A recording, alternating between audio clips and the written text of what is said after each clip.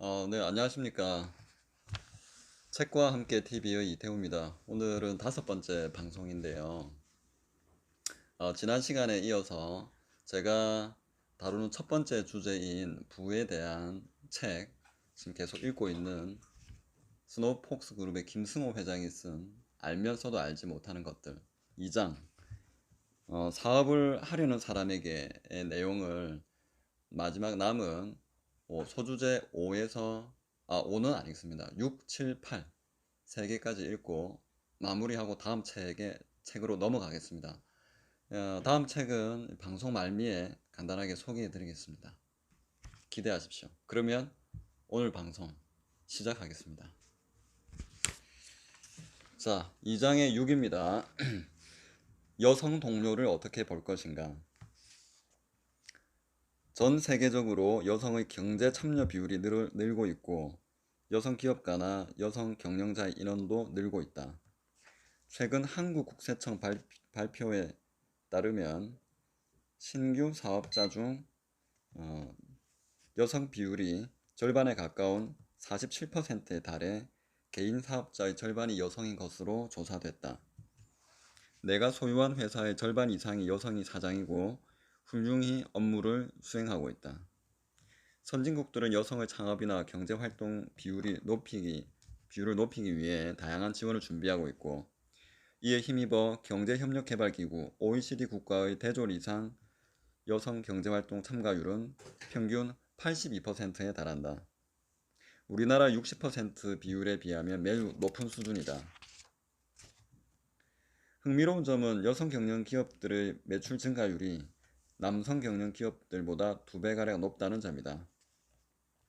나와 함께 일하는 여성 임원들은 객관적 기준에서 남성 임원들보다 전혀 뒤떨어지지 않는다. 오히려 그들은 조용한 카리스마를 통해 회사의 가치를 높이는데 많은 도움이 되며 뛰어난 실적을 보이고 있다. 언론에 부정적인 연루된 일도 적고 부정직한 방법이나 뇌물, 청탁 등으로 사업을 확장할 생각도 없다. 그러므로 온전히 실력으로 승부를 보려는 경향이 강해 비즈니스의 본질에 가깝게 행동하므로 양질의 신용을 만들어내고 있다. 앞으로 많은 남자들이 여성을 상사로 모시게 되거나 동료로 맞이하게 될 것이다. 이제 남자들은 여자들과 일하는 방식을 배워야 한다. 회식은 이탈리안 레스토랑에서 파스타를 먹고 2차로 커피숍에 들렸다가 어린아이가 잠들기 전인 9시면 돌아가야 한다. 2차, 3차 술에 취해 비틀거리며 부하 직원을 괴롭히게 하면서 그것을 결석이라 부르고 애사심 고치라 부르는 일은 더 이상 볼 수 없을 것이다. 네, 이제 소주제 7입니다. 7. 왜, 어떻게, 무엇을 대, 무엇을 어떻게 왜. 경영 방식이나 기업 문화 혹은 사업 영역이 전혀 다른데도 항상 성장하며 항상 혁신적이고 항상 성과를 내는 회사들이 있다는 점이다. 결국 어떤 기업이든 조직이든 그 일을 하는 방식의 문제가 아니라 그 일을 다루는 태도의 방법이 있다고 결론 지을 수 있다. 사이먼 시넥이 스스로 골든 서클이라 부르는 어떤 논리에 감탄하고 말았다. 그것은 부하들을 가르쳐서 일을 하게 만드는 방법 3가지다. 첫 번째는 무엇을 하는지 가르치는 것이다. 두 번째는 해당 업무를 어떻게 하는지 가르치는 것이다. 마지막으로 왜 이 일을 하는지 알려주는 것이다. 이 마지막에 왜라는 방식에서 모든 기업이나 조직은 다른 기업이나 조직과 그 성과와 발전 속도가 달라진다. 왜 이 일을 하는가에 가치를 부여하면 직원들에게 업무 지시를 일일이 할 필요도 확인을 하거나 회의를 할 필요도 없어진다. 그런데 그 일을 하는 1000명 중에 일부는 아주 그 일을 잘하는 사람들이다. 그들은 어떻게 그 일을 하는지 알고 있다. 그러나 이런 조직 안에도 왜 이 일을 하는지 알고 있는 사람은 몇몇 안 된다. 인간은 무엇을 하기 위해서 감정이 필요하지 않다. 그냥 시키면 할 수 있는 것이고 급여를 주면 당연히 할 것이다. 여기에 자발성은 없다.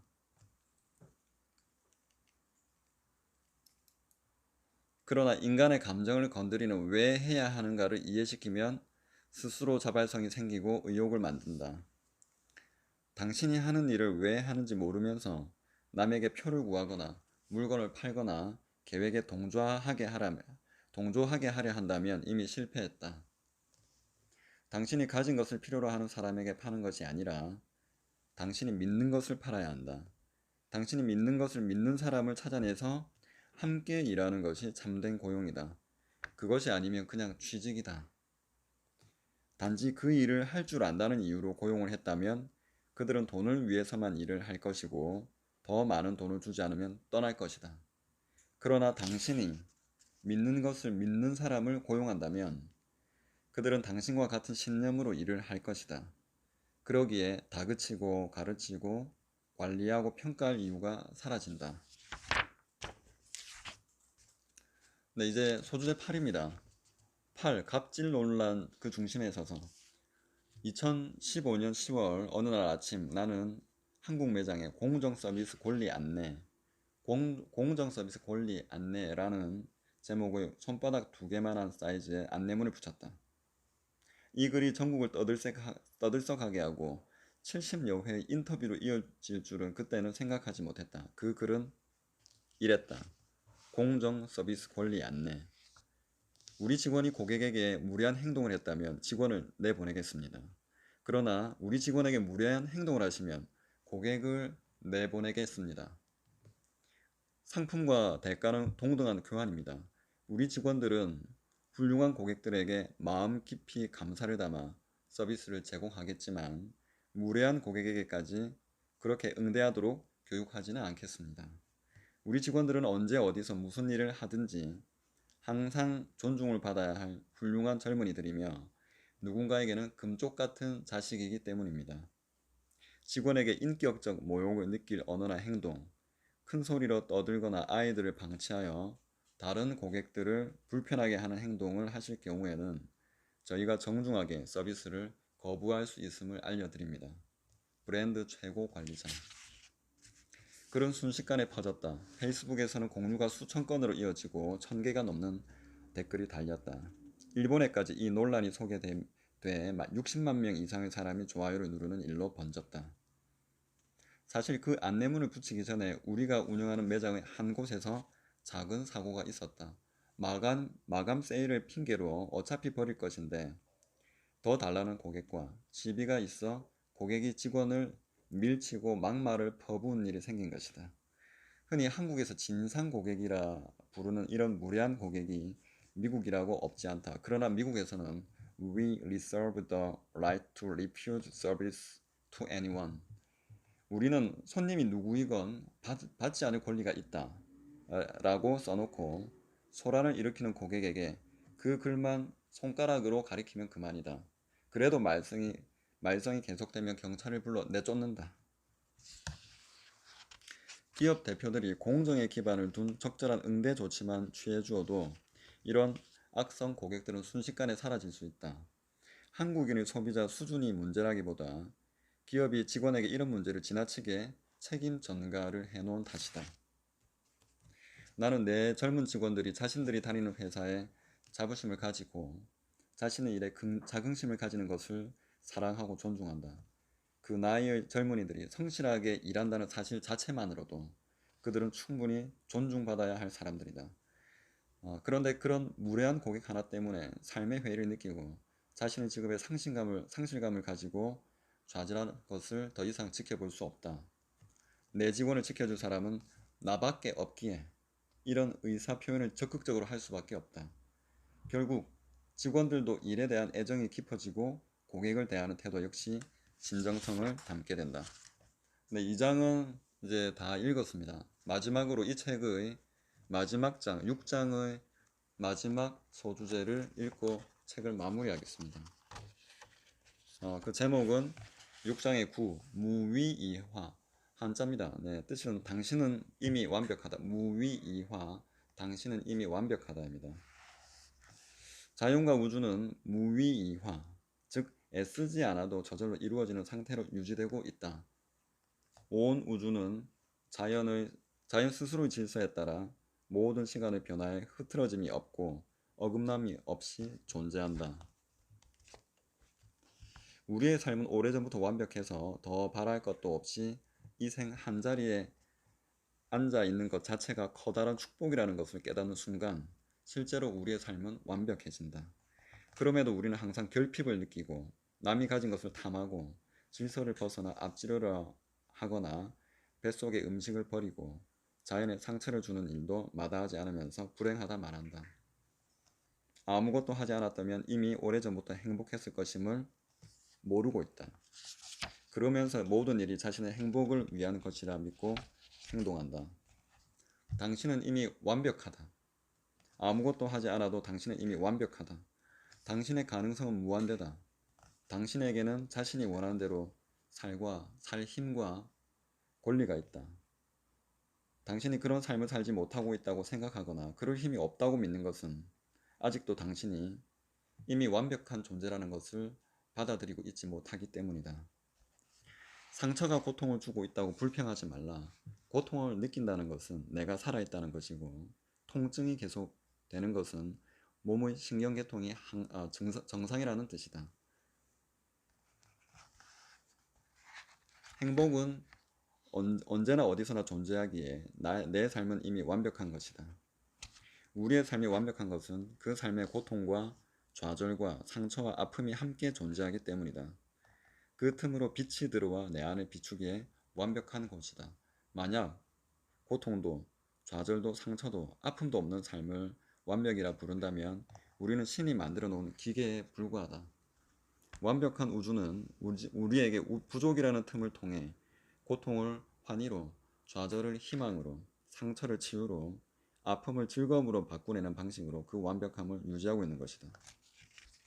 완벽함이란 형태가 아니라 과정이다. 모든 것을 채운다고 행복해지는 것이 아니라 채움이 들어갈 자리를 위해 비움이 자리 잡을 때 비로소 행복이 가능해진다. 이 세상에 완전한 것은 없다. 태양도 가까이 가면 울퉁불퉁한 불기둥이 수없이 많고 달이나 별도 불꽃처럼 죽고 사라진다. 세상의 한 그루의 나무도 사방이 완벽하게 대칭인 경우가 없고 인간 어느 누구도 좌우 얼굴이 같은 이는 없다. 완전하지 못한 것들을 모아 온 세계를 멋지게 운영하고 있는 우주만이 오직 완벽한 존재다. 우주의 완벽함은 우리의 완전하지 못한 완벽함들의 집합이다. 이를 이해하는 순간 우리는 완벽한 우주와 동화되어 스스로 완벽한 것임을 알게 된다. 이때 이르러서는 굳이 애쓰지 않아도 저절로 이루어지게 되어 있다. 우주의 흐름을 거스르지 않으니 순리가 이를 이루고 순리가 이를 완성하며 내가 원하는 것이 하늘이 원하는 것이고 하늘이 원하는 것이 내가 원하는 것과 부딪히지 않으니 하늘과 내가 하나임을 느끼게 된다. 이때 이르러 우리는 매 순간 행복을 느낄 수 있다. 울고 싶을 때 울어서 행복하고 웃을 때 웃을 수 있어서 행복하고 화를 낼 때 화를 낼 수 있음에 행복하게 된다. 네, 지금까지 김승호 회장의 알면서도 알지 못하는 것들 스노폭스 북스 2017년 책을 같이 봤습니다. 이 책은 제가 보면서 느꼈던 것은 저도 책을 한 2권 정도 썼는데요. 이 책을 쓰는 그 수준이 있다고 생각했습니다. 첫 번째는 자기가 알고 있는 것을 쓰는 것이 첫 번째고 그 다음에 남의 글들을 정리해서 쓰는 것 그게 두 번째고 마지막 최고 단계는 자신이 깨달은 바를 쓰는 것이라고 생각했습니다. 이 책은 50이 넘은 한국의 대표적인 자수성가한 사업가인 김승호라는 사람이 자신의 삶에서 깨달은 것을 쓴 책입니다. 그런 의미에서 여러분들과 충분히 나누어 볼 수 있었다는 볼 만한 가치가 있었다고 생각합니다. 여러분들도 시간이 되시면 이 책을 꼭 구입하셔서 완독해 보실 것을 권해드립니다. 네, 그리고 다음 책을 간략하게 소개합니다. 여러분 한근태 소장 아시죠? 자기개발 그리고 CEO 고수 연구 전문가로 알려진 한근태 박사님의 일생에 한 번은 고수를 만나라 라는 책을 가지고 다음 시간에 만나 뵙겠습니다. 수천 명의 CEO들을 만나고 그들을 고수라 칭하면서 그들의 공통점을 연구한 한근태 소장의 일생에 한 번은 고수를 만나라. 미래의 창에서 나왔습니다. 이 책을 가지고 다음 시간에 만나 뵙겠습니다. 끝까지 시청해 주셔서 감사합니다.